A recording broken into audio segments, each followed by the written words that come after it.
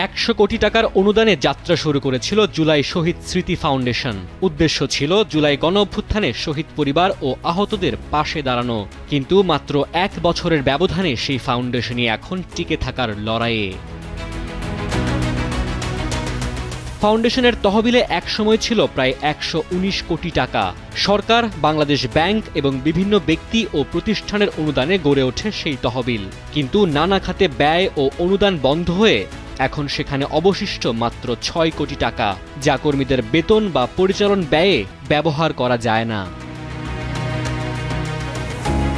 ফাউন্ডেশনের সিইও কামাল আকবর জানিয়েছেন, বর্তমানে কর্মরত আছেন ৪৪ জন, কিন্তু নভেম্বর মাসের বেতন ভাতা দেওয়া অনেকটাই অনিশ্চিত। গত সেপ্টেম্বরে তিনি অর্থ মন্ত্রণালয়ে ৫ কোটি টাকা বরাদ্দ চেয়ে চিঠি পাঠালেও এখনও কোনো জবাব মেলেনি। শহীদ পরিবার ও আহতদের সহায়তার তহবিল থেকে এই পর্যন্ত ব্যয় হয়েছে প্রায় ১১৩ কোটি টাকা। সহায়তা পেয়েছেন ৮,০০০-এর বেশি পরিবার ও আহত ব্যক্তি। তবে আরও অনেকে এখনও অপেক্ষায়।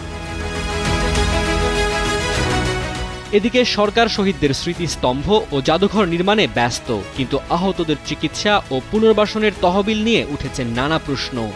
শহীদ পরিবারের সদস্যরা বলছেন, যারা দেশের জন্য প্রাণ দিয়েছেন তাদের পরিবারের দিকেই এখন নজর দেওয়া বেশি জরুরি।